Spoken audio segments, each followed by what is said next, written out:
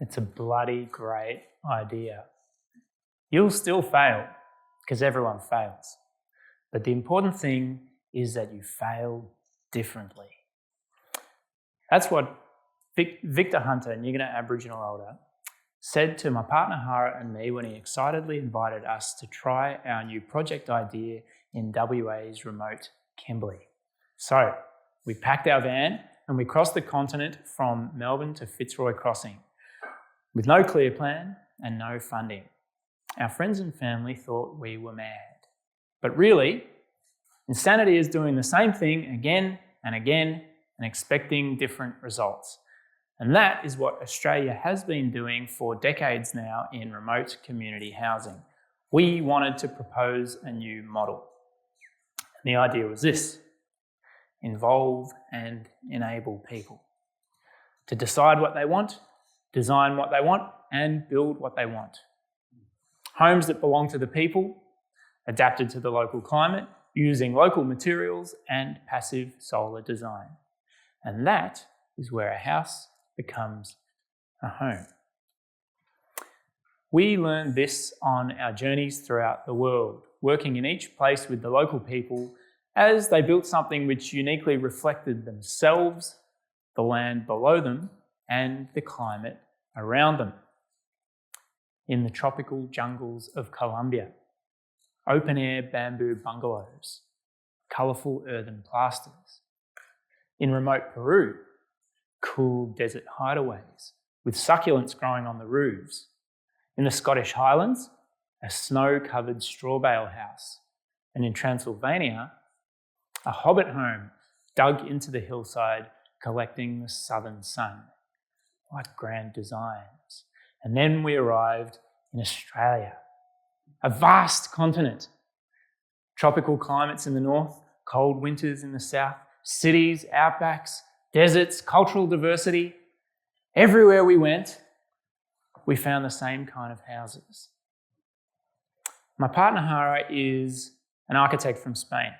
She was dismayed to find that despite our incredible and unique Aboriginal culture, all the houses in these communities were Western, city-like, hot metal boxes with no connection to the people or to the land. I believe that building yourself a house is also about building yourself. I know it sounds corny, but building your own shelter gives a very primal sense of satisfaction. How often do we work with our hands? How often do we work with our communities? Our modern lifestyles might have changed, but our need for this sort of connection has not changed.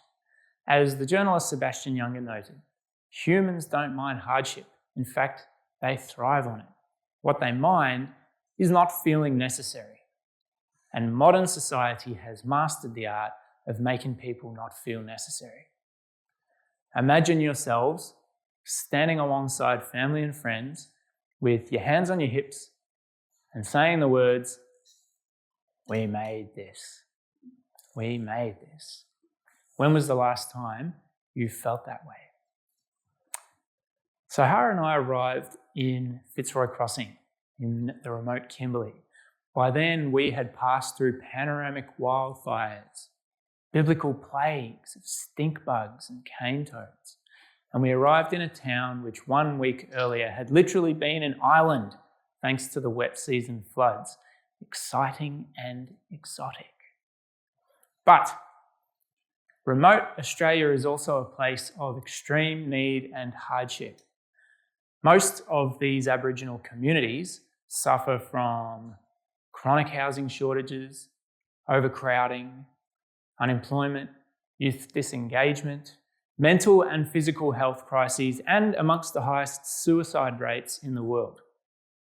we visited a small community called Baldiga on Gooniyandi country, where the desert meets the limestone caves and cliffs. Baldiga was established 20 years ago by a couple of artists, Claude and Andrea, and their extended family. Claude and Andrea were spiritually connected to their land and culture. They had a passion for growing plants, and they had been living in a 6-room retired mining donga, which had burned down in an electrical fire a couple of months before we arrived. By the time we met them, Claude and Andrea and their extended family, 3 generations, were living in a small tin shed on the edge of the desert in 45-degree heat. We sat down with the family, exchanged some stories, had a few cups of tea, had a few more cups of tea, and then we proposed to build a house with them. We said, "You guys need a house? We know how to build them. None of us have got any money, but we are standing on a lot of earth. The only catch, it's a lot of hard work." And they said, "Yeah, right, we got a big mob family to help." And that's how the co-design process started. Sitting together with them on the red earth, Hara started with 2-dimensional cardboard models with movable walls. That way the family could play around with ideas of what they might want from a space. And then we moved to 3D models using damper, and the family built a miniature version of their house. And that was great until one day when the house got eaten by a bird. At one point, Andrea noticed that the house had an internally accessible toilet. She suddenly stopped and said, "Hey, that's disgusting. You got to have the toilet door on the outside of the house." I said, "What's going on there?"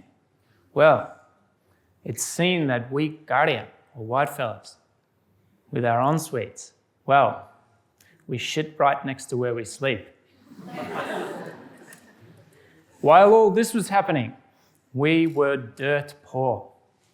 But one of the good things about being dirt poor is that you've got a lot of dirt. Dirt, or earth, has some great properties for building. It's cheap, solid, non-toxic, non-polluting, breathable, and it has great thermal mass, which means it can slowly absorb, store, and release heat, taking a long time to change temperature. In a place where the daytime temperature can reach up to 50 degrees, dropping again at night, you want a house that does not bounce around with the extremes. Building with earth also had great symbolic and spiritual significance for the Baldiga mob. In Claude and Andrea's words, it's like living in the womb of Mother Earth. Eventually, we were fortunate enough to make contact with and be employed by Foundation for Indigenous Sustainable Health, FISH, which was the support that we critically needed to continue with the project. FISH works with Aboriginal and Torres Strait Islander people to break the cycles of intergenerational trauma, poverty, and engagement with the justice system. The idea of our project was always that the house was never just a house, but also a program of education, justice, youth support, community governance. For example, we partnered with the local high school after they noticed huge improvements in the classroom amongst kids working on our team. By building a house, you can teach kids planning, angles, measurements. You can teach problem solving, routine, teamwork, safety. Anyone can learn Pythagoras' theorem if they can just see how it's useful to them. The courts and the Department of Justice got involved as well, with the result being that our project was able to keep several young people out of prison. Instead of chucking kids behind bars, who would have thought? But many magistrates would actually prefer to allow troubled youth to spend their time on projects like this. Instead of being locked up, our kids were building a house with their community. Okay, so we're building an earth house. Why? Well, because it's better. The Kimberley is a region which basically runs off diesel generators and air conditioners, which is insane. A lot of Kimberley people literally haul their beds outside to sleep at night because their bedrooms are just too hot. What's the point of having a bedroom if you can't keep your bed in it? The Baldinger house does not even need an air conditioner. How? Passive solar design. Magical words. 1. Air movement. Every room in the house has opposite openings to allow cross ventilation and a ceiling fan. 2. Shading. The house has a freestanding white tropical roof, which shades the house like a giant umbrella and allows airflow to move underneath. 3. Orientation and shape. The house works like the magnetic termite mounds in Kakadu, which are long and thin, running from east to west. As the termites figured out, this maximises shading at times of day when you need it most. When the sun is high, the roof provides the shade. When the sun is low, morning and afternoon, east and west, only the narrowest parts of the house are exposed. And 4, thermal mass, which changes temperature very slowly. It is like living in a 5-star cave. What makes this house a home? Co-design and co-build. When Claude and Andrea take you on a tour of their home, this is what they'll say. Come in, you mob. Welcome. Take off your shoes. Feel the cool, polished earth beneath your bare feet. Touch the walls. Feel the curves, the texture, the smoothness. That's Gooniyandi country. Come to the bathroom and look out the round windows. Those round windows in our wet areas, they represent our jillas, our water holes, and those are sacred places. Look at the flat river stones at the base of our walls. Our ancestors protected those rivers, and now those river stones protect our walls from the wet season rains. Come and sit around the fire in our outdoor kitchen. We hunt a kangaroo, we cook it here, we eat it with the whole family on the rocks from our hunting grounds. This is what Claude says about his house. My house is alive. It's like a person. It's breathing. It's made from Mother Nature, Gooniyandi country. In the daytime, it keeps you cool, and at nighttime, it keeps you warm. How many of us can say all that about our house or feel that connected with our physical environment? When we open our eyes in the morning and we look around, what things can we see and touch which remind us of our own creativity, passion, and achievement? In the end, we didn't fail. The community didn't fail. Together, we created a true, sustainable Kimberley home. A traumatised community was able to grow and heal. And into that, we were able to weave education, justice, culture, self-reliance. In Claude's words, the government is going to look at this thing, going to look what we've done, what we've created, and it's going to go forward. This is Claude and Andrea. Another thing, main thing, we always sit down with a big smile. Yeah. We're happy. We're probably happy, you know. Me and her. Like Baldinger, do something different. Work with your hands. Work with your communities.